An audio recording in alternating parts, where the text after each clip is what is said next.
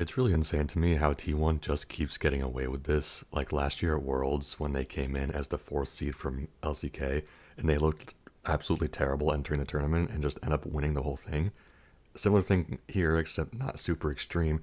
They looked terrible just like a month ago or a couple weeks ago, losing to mid tier LCK teams, and now they look absolutely insane. I don't know how they keep doing it, but it seems like anytime Faker's at an international event, it he just he'll just win. It's inevitable. He's like Thanos. It's like I don't understand how it works. T1 just seems like they're on another level right now. They're playing really, really well after a 3-0 sweep against BLG. You know, people came into this matchup like, oh, super hype.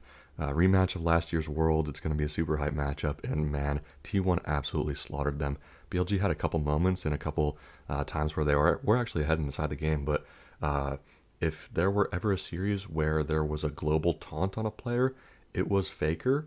BLG just kept sending bodies at him the entire series, and they never actually killed him. It was absolutely hilarious to watch. And I think, honestly, after last year's World Final, that BLG just is going to have a mental block permanently against T1. I do not see BLG ever beating T1 in a best of five ever again. I just think they're absolutely mentally broken from last year's finals. And it kind of showed here, even when BLG was ahead inside of the games in a really good spot, they just ended up throwing, or T1 ended up outplaying, and Faker ended up living every single time. It was absolutely hilarious to watch, but it was also really hyped to watch. I'm not obviously a huge fan of T1. I'm not a fanboy like a lot of people, but I love to see Faker keep winning. It's just absolutely insane how this guy keeps doing it. I don't know how he does. I don't know how he's been doing it for so long, but whatever team he's on, uh, iteration of T1, whatever you want to call it, and whatever event he's at, whatever opponent he's playing, he always just seems to find a way to win. And this doesn't seem any different. After a 3-0 against BLG here, they're going to go on to face Gen G in the winner bracket final tomorrow, I think, if not in 2 days. And that's going to be a very exciting matchup because we never actually got that LCK final between T1 and Gen G after Gen G came back and reverse swept HLE, and then T1 beat HLE when they were completely mentally broken from the reverse sweep. So it's going to be a really interesting matchup. Going to be very exciting to see the top two LCK teams go at it. And Gen G's and T1 are always put on a good show. I will say Gen G usually just has the upper hand in the head-to-head matchup, but it's Faker at an international tournament. It's T1 at an international tournament, and anything can happen. T1's playing at a phenomenal level right now. So is Gen G, obviously. The individual level of play in this series is going to be absolutely insane. So it's going to be really, really exciting to watch. Whoever wins this series is going to go on automatically to the grand final, and whoever loses is going to go on to the loser bracket final, who will, play the winner of, between FlyQuest and CFO and AL and all those teams down there. So, win or loss in this series, they get a second chance. It's going to be really, really exciting no matter what happens. Something I will say about T1, especially in this tournament so far, is their drafting has been pretty solid. A complaint of mine, not of T1 specifically, but in general, is that teams don't often go outside of the meta and they just kind of stick in this pool of 30 to 40 champions. I really thought Fearless Draft would improve that, and it hasn't really. Teams just kind of decide on a pool of meta champions that they think are good, and they stick to that pool of champions. Occasionally, you'll get something outside of that, like especially with Blippo and FlyQuest.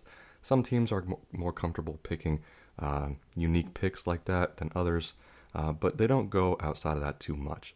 But considering that, T1 has actually had pretty solid drafts this tournament, like this one here. You see the Skarner, you see the Rise, you see the Varus.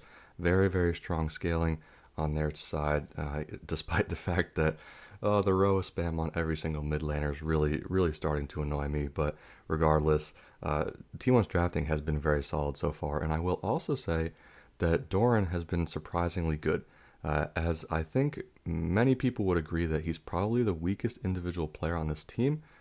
He's actually been putting up some really solid performances, which has been really cool to see.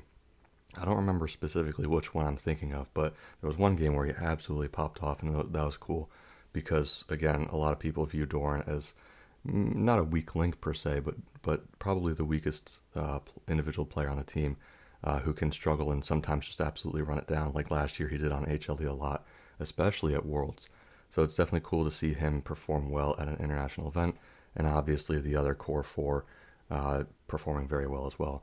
I honestly wonder what it's like for Zeus sitting at home right now watching T1 play without him, where honestly everyone thought HLE was going to be here.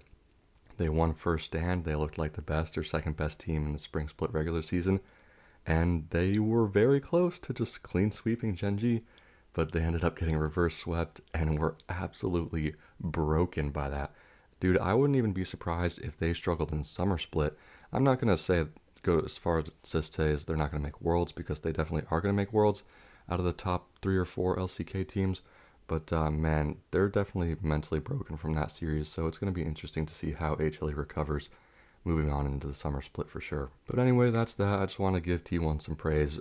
I still don't know how they do it, how they always seem to consistently perform at international events for what has it been 12 years now, just nonstop T1 performance internationally. It's really impressive to watch.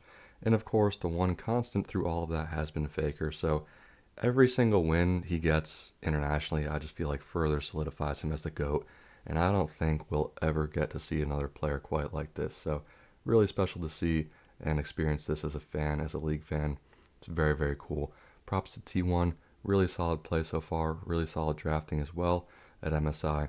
And we'll have to see if they can take down Genji and move on to the grand finals. Thanks for watching. See you next time.